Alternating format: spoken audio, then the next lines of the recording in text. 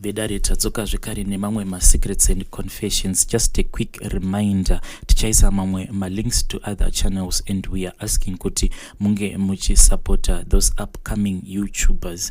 Regai tibva taverenga ma-confessions atatsoka takakubatirai. Hanzi mukoma nashi muri sei henyu, please post for me. Vedwe ndiri kuda rubatsiro, ndakaroorwawo ndine mwana wangu 1 ane 2 years, so I found out kuti ndine mimba. Problem yazondiwinzawo pano, murume wangu andione future naye, haana kana plan ne life, haana chaanoronga chinobuda, mostly anoronga nehama dzake. Unozotonzwa zvonzi maita basa nemari apa inini ndinenge ndisina kana chandinenge ndichiziva kuti kochi chiri kumboitika. Ndafunga hangu kungobvisa mimba yacho nekuti ndaona kuti zvinokwanisa kuzondiremera mangwana. Handina kana amai kana sisi vekuti ndinokwanisa kuzopa vana iyeye, inini ndichishanda. Better kana ndiine mwana 1 I can manage. Vedare iyo ndo message yatarisibva kubva kune mwanasikana. Please let us advise here in the comment section. Regai tibva taenda panyedu inotevera. Hanzi makadi mukomanashi, ini ndiri makore 23, I am single and searching. Please kana mukazondiwanirawo anenge achindida, please ndiudzeiwo, muzongomupawo namba dzangu kune anenge andifarira. Okay, this one ndiye masingles, so kana muri masingles please itai zvokuisa maaudio tozomabatanidza tobva taisa pachirongwa chiri separate. Let me try to look for another message. Hanzi hello mukoma, please hide me. Nyaya yangu, pane imwe ngochani iri kuda kuuraya imwe ngochani mushure mekunge amutorera baby rake 2 weeks ago. Now ava kutya kuti baby rinozodzokera kune friend yake cause vanhu ava vanga vari ma-best friends. Saka best friend yakatorera imwe best friend baby rake, now ava kuda kuuraya best friend yacho. Shamwari yemubaby ndiye atondiudzawo apa hatisi kuda kuti amuuraya, ndosaka tiri kuda kunanika akatorerwa wacho ne akatora kuitira kuti asazomuuraya, azive kuti zvinhu izvi zvaari kuplana zvava kutozivikanwa. Vedare iyo ndo message yatakarisibva kubva kuna Haidi. Zvakangoma hazvo veduwe, but let us talk about it in the comment section. Regai tibva taenda panyedu inotevera. Hanzi hello Nashi, inini ndiri munhu wekuti ndiri kurarama nezvekuba, asi ndakatoita zvekupiwa mishonga yacho. Ndiri murume ane mhuri yake, zvekuti kana mukandiona ndakapfeka suti yangu mutauni unoramba kuti munhu uyu anoita zvekuba, asi ndiko kudya kwangu kwemhuri yangu ikoko. Ndakati ndaroora zvinhu zvikabva zvatanga kuoma, ndaingoti kana ndikaita part time ndaipiwa mari kana kuti chikafu tobva tanodya nevana kumba. Chakazoitika kuti nditange kuita zvinhu izvi zvekuba ndeichi, ndakati ndashandira mumwe murume ainge aine mari, ndokuti ndaizotora mari mangwana acho apa inini ndainge ndakamirirwa kumba, kwaidiwa mari yerent and also ndaitoziva kuti kumba uku kwandabva kwanga kusina kana chikafu. Saka iye akati abuda andisiya ndiri pamba pake, ndakabva ndapinda mumba make, ndakaita zvekupinda mukitchen ndokubva ndatanga kurongedza zvekuti ndikwanise kunobika nevana kumba.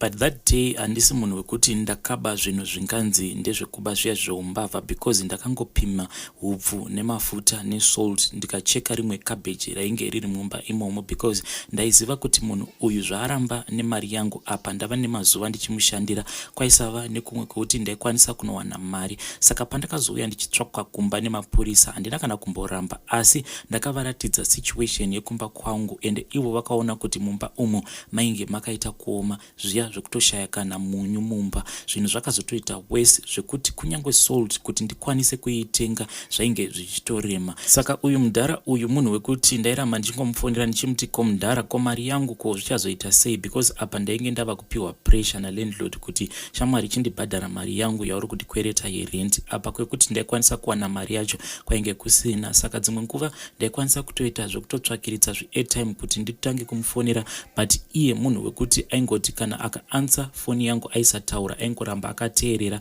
kusvika airtime yangu yapera. Saka umwe musi ndakazoti regai ndimboenda ndinomucheka, ndimuone face to face, ndimubvunze kuti kosei asiri kuda kundipa mari yangu. The day randakasvika pamba pake ndakabva ndaona kuti motikari yake yainge isipo, but gate rainge rakavhurwa. Ndakapinda ndokubva ndatanga kunoka, but hapana hapana kana munhu akadaira. Saka the moment yandainoka door ndakabva ndaona kuti door iri rainge risina kukiwa. Pandakapinda mumba ndakabva ndaona kuti pamusoro deep fridge painge paine imwe Samsung yainge iripo. Saka ndakatarisa kumashure kwechipachi kwayo ndikabva ndaona kuti mainge makapfekerwa $70. Ndikatora mari iya, phone ndikabva ndasiya. Ndakuda kunobuda door ndikabva ndati no man, regai ndingotora zvese mari nefone so that zvinhu zvangu zvinobva zvabalansa. Ndokubva ndakwira ndikaenda kutown. Pandakaenda kutown pane imwe hama yanguwo inoshandawo ichiita izvozvo zvokuti inosecha vanhu mafoni ichitengesa. Saka pandakasvika paya ndakabata Samsung 812 yangu ndichimuudza kuti foni iyi ndainge ndaiba mumba meumwe munhu. Hama yangu iyi yakatomboseka ikati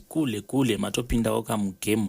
But ndakabva ndamuudza kuti nhamo yandainge ndichiona yainge yakakurisa. Saka akabva ati it's okay kule, zvatinoita ndezvekuti foni iyi hamuchanditengeseri because inini kana mukanditengesera ndinokupai mari shoma then ndozoita profit hombe. Saka imi muchigarai panapa titsvake customer so that mari yamunozotengesa munokwanisa kuenda mukanokavha magap enyu. Saka mukutaura after tazotengesa foni iya, ini ndakabva ndamuudza kuti ndanga ndichida kupindawo mugap iro rekuti pano nepapo ndinokwanisa kuitawo ndichinhongawo mafoni mutown 1 2 3. Iye akabva angoti as long as mungone ushingi hapana kana chinombonetsa, munokwanisa kutoita mari muHarare munomu, mari yakazara. Saka ndakazova munhu wekuti ndaingoswera ndichingotevererana naye vachindidzidzisa kuti mafoni anobvutirwa vanhu sei. Saka zvataita ndezvekuti inini ndaisa afforda kuti ndinge ndichiita to and from ndichibva kulocation kwatinogara. Saka ndakabva ndatanga kugara naye because iye imba yavo kwairi vanhu vekuti vanotongoita zvekufamba kuti vapinde muCBD. Saka makuseni taitomukira sevanhu vari kuenda kubasa. Saka zvataita ndezvekuti kana tava mutown vanhu paya pavanenge vari busy pamarobhoti vachikrosa vanhu vachimhanyira kumabasa,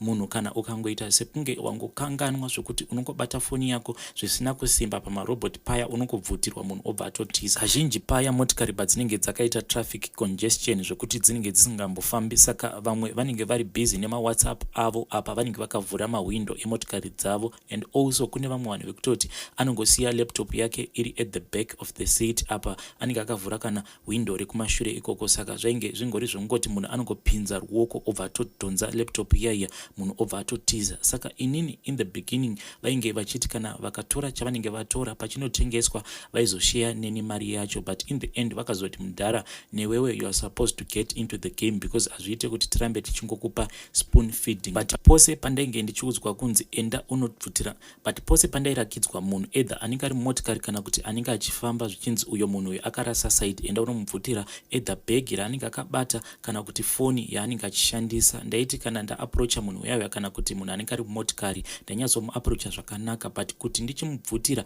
chinhu chacho chandinchifanira kumubvutira ndaibva ndangonzwa hana yangu ichirova, ndobva ndangoita sekunge munhu ari kuda kungokrosa tara kana kuti munhu angori confused. Zvinhu izvi zvaibohwa hama yangu and also vanhu ava vatainge tichishandidzana navo. Saka vakazonditora rimwe zuva ndokubva vaenda neni kumaflats. Tichisvika kuya takawana umwe mudhara ainzi iye anoita zvekubatsira vanhu, ndokubva ndaita zvekutemererwa Nyora. But Nyora idzi ndakaita dzekutemererwa kumusana nechekuleft side uku exactly pakanangana nepane moyo wangu, and also kufront uku pachest area pangu ndakatemererwa Nyora dzacho pakanangana nemoyo wangu. Zvikabva zvanzi Nyora idzi ndidzo dzichange dzichitsigisa hana yangu. Saka fast forward mukomanashi mari iyoyo yandakazotowana yekuti ndikwanise kustarta up kabusiness kangu ini nemudzimai wangu imari yekutoti ndakaiwana muumbavha. And also mukadzi wangu nyaya iyi haatomboizive kuti ndainge ndiri munhu wekutoti ndaibira vanhu mafoni muHarare. Ini ndakangomuudza kuti hama yangu yainge yanditsvakira basa, ndikawana basa pane imwe shop mutown muHarare, zvekutoti aigara achingorumbidza Mwari kuti asi Mwari makanaka nekutambura kwatainge tichiita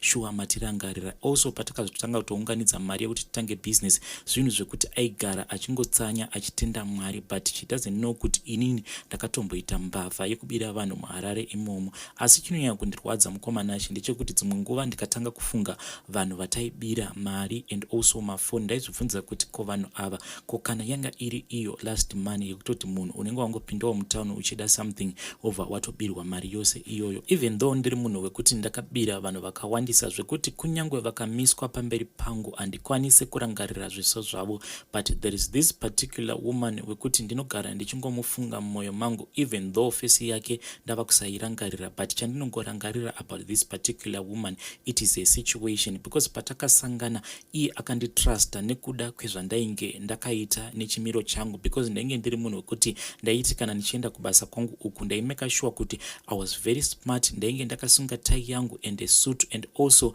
ndaigara ndakabata file remapepa, ndaita sekunge ndiri kumhanyira kuenda kunoprintisa mapepa iwawo kana kuti ndiri kuenda somewhere else, zvekuti vaisambosuspecta kuti uyu munhu uyu imbavha. Saka pandakasangana nemukadzi uyu, iye airakidza kuti ainge achangobva mukukolekta mari pamukuru yaiva iri padhuze ipapo, saka akabva aita sekunge ainge arohwa nechadzimira, ainge asingatombozivi kuti kwacho kwaida kuenda ndekupi, and also aitaura kuti iye mari yacho yainge atumirwa pamukuru yainge iri mari yainge yakasanganidzira yemuroora wake and also mari yainge yabva kumurume wake ainge ari kuSouth Africa, saka aifanira kushandisa imwe mari yacho kuti akwanise kutengera vana vake 2 maschool uniforms, then imwe yacho pane zvinhu zvainge anzi atenge nemuroora wake abva azvibatisa pabhazi. Ndakabva ndamuudza kuti pane imwe shop yandinoziva, shop iyoyo yakachipa zvinhu zvisingaiti, and also pane advantage yekuti munobva matenga mobva matohaya chimotikari mobva matoendesa grocery racho kubhazi racho ramunoda kuzoenda unobatisa zvinhu zvacho. Apa ndakabva ndatotipira vamwe vakomana vandainge ndichishanda navo kuti panapa patoita mari refu, ndokubva vatanga kutiteverera mumashure.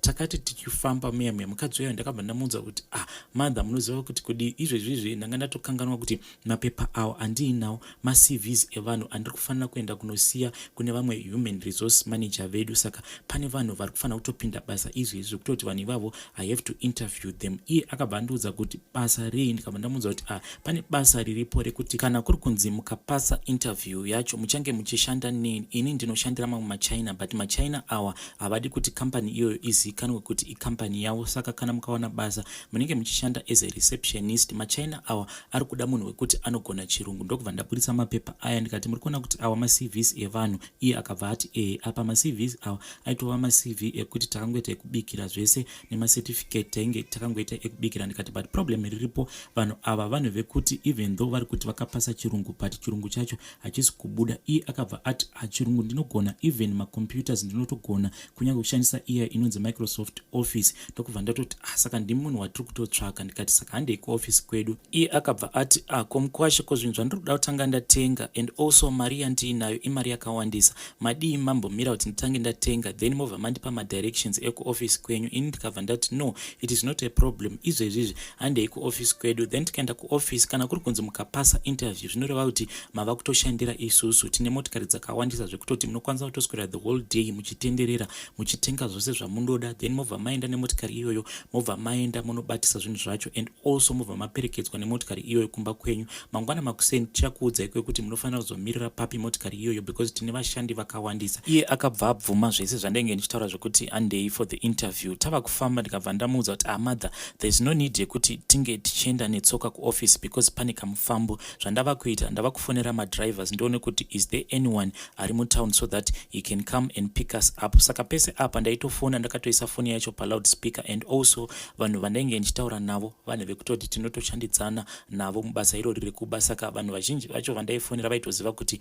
pandichavafonera ndichavabvunza kuti are you available, are you in town. Munhu aibva totaura kuti no boss, I am out of town right now, manga muchida kuti ndiite sei. Ini ndobva ndamuudza kuti kana uri out of town it is fine. Mukadzi uyo ndakabva ndamuudza kuti nyaya pana pamother takutotsvaka chimotikari chemushikashika, then chobva chakasika chanotisiya paoffice so that we can do this achiri makuseniseni. Saka ndakabva ndangomisawo chimwe chimotikari, it was pretending as if chainge chiri chimotikari chemushikashika, but chimota ichi it had been following us all along the way. Vanhu vaitoziva kuti apa painge paita gap remari ende vainge vatori mutiri. Saka patikanopinda motikari meme yamaitova nevamwe vakadzi vaitopretenda sekunge vamwe vari kuenda kunohodha, vamwe vachitoita sekunge vari kuenda kwavari kuenda, but all of us we were part of the deal. Saka mota yakamboramba yakamira because kumberi uko kwainge kusina munhu. Vanhu vaiti kana vakauya vachida kukwira, driver aibva achinja route obva ati no, handisi kuenda neikoko. Then pakazosvika vamwe varume 2 ndokubva vashare that front seat driver ndokubva asitata motikari ikabva yatanga kuenda. Saka takati tanosvika paoffice pacho pandainge ndichiti ndo pataifanira kuburikira. Mukadzi uyo ndakatomuudza kuti pamberi apo ndipo patikufanira kunge tichiburuka. Pandakaudza driver kuti tikumbirawo kusara, vanhu vaiva one of the guys ainge ari kumberi akabva aburitsa banga ndokubva aisa banga rake padumbu radriver, akabva ati kuna driver usamira shamwari, ramba uchifamba, kana ukangomisa motikari yako ndinokubaya. Vanhu vaya vakabva vatanga kupa madirections kuna driver, but iye driver aitoziva kuti tikufanira kunge tichienda kupi. Ndokubva tabuda mutauni takananga kumasides ekuwaterfalls because taida kutsvaga area yekuti hakuna vanhu vakawanda vanenge vachingotenderera because tenge tichida kuzosecha mukadzi uyu zvakanaka. Mukadzi uyu akabva atanga kuchema achiti saka apa tawada kutobirwa here, but ini ndakangoti ambuya nyararai, mukaramba muchitaura tinokwanisa kubayiwa mapanga ndokubva ati zii but aingoyeredza musodzi. Takazoti tasvika pachiarea chekuti tainge tichiona kuti chiarea ichi chainge chiri quiet ndokubva tazomisa motikari paya ndokubva tatanga kusechwa. Saka kusechwa kwataiitwa vamwe vaitorerwa mafoni, vamwe vachitorerwa mari nezvinhu zvakasiyana siyana, but isusu vamwe ma-US dollars atainge tichitorerwa ainge ari ma-US dollars efake. Munhu chaiye akangotorerwa mari ndimadha ivavo vatainge tatageta kuti vanofanira kuzobirwa.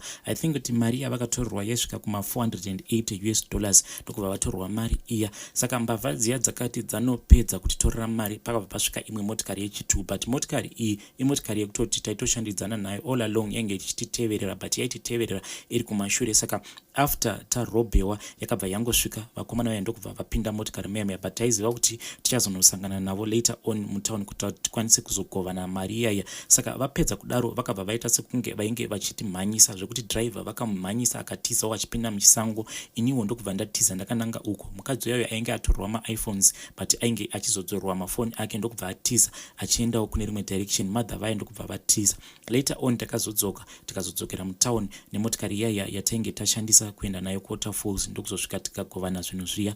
But nyaya iyoyo mukomana achikana ndikaifunga ndogara ndichirwadziwa kuti saka mukadzi iyeye mari iyoyo yakabirwa. Murume wake natete vakakwanisa kunzwisisa here kuti mari yacho ainge abirwa, kana kuti vakangofungidzira kuti maybe munhu akangoita majokes akashandisa mari yacho madiro ndokubva angonyepera kuti mari yakabiwa. Each and every time pandinozvifunga mwoyo wangu unobva waenda kure kuti amai ava vatakabira mari iyoyo handisisina kana way yekuti ndinokwanisa kana kuvarangarira, but this is my own secret that I am keeping mukomanashi. I pray to God kuti dai mari vakwanisa kungondiregerera for mabasa andakamboita. Vedare iyo ndo nyaya yatakatumirwa namukoma vedu ava, ndo secret yavo iyo. Hanzi ndogara ndichingokumbira ruregerero kuna Mwari. Zvakangooma hazvo veduwe. Regai tibva taenda panyedu inotevera. Hanzi makadii zvenyu mukomanashi? Ndiri kukumbirawo kuti mundiposterewo confession yangu. Inini mukomanashi ndakauya muno muSouth Africa whilst I was only 26 years old. Ndainge ndisati ndambopinda zvangu mumarriage, but pandakauyawo kuno ndikabva ndasanganawo nomumwe murume uyu ndokubva tatanga kugarisana.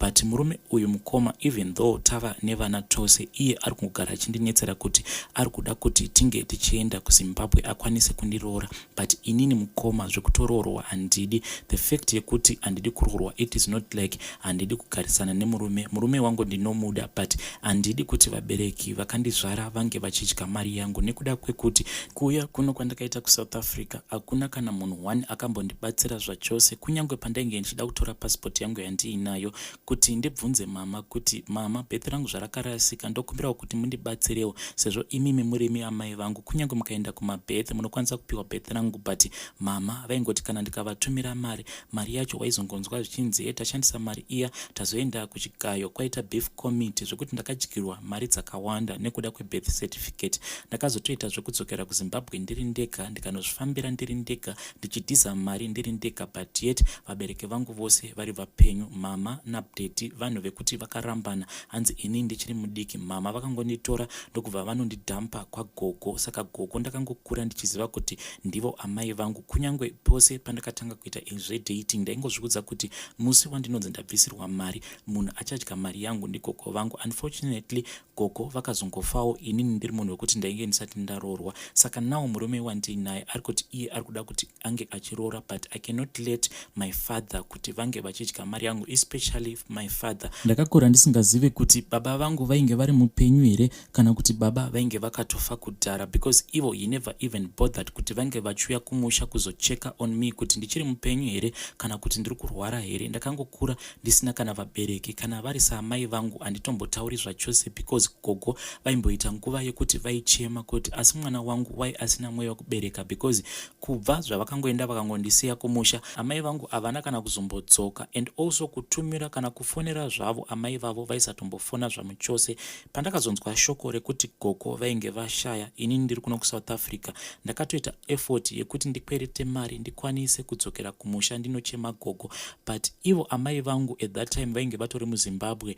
But takangonzwa nemakuhwa kuti isusu patainge tichiviga gogo, ivo amai vainge vatori busy vachitogamuchirwa semwenga kune imwe nzvimbo kwavainge varoorwa. Amai vangu munhu wekungoti taingonzwa nemakuhwa kuti pano vagara, pano vabva, pano vagara. Saka mukomanashi ndinganzi ndiri wrong here kana ndikarambidza murume wangu ndikamuudza kuti inini handina vabereki. Saka iyi nyaya yekuti uri kuda kuenda kunobvisa mari kuvanhu vekuti havana kana kumbogara vaisa any effort mukukura kwangu, ndinganzi ndiri wrong here mukomanashi? Iyo ndo secret yangu. Mumwoyo mangu ndinongozviudza kuti ndiri nherera, handina kana vabereki zvamuchose. Vedare iyo ndo nyaya yatakatumirwa nemwanasikana. Zvakangoma hazvo veduwe, asi hanzi mubereki. Please let us try and cancel her in the comment section. Vadiwa vateereri, tosangana zvekare mune zvimwe zvirongwa zvinotevera.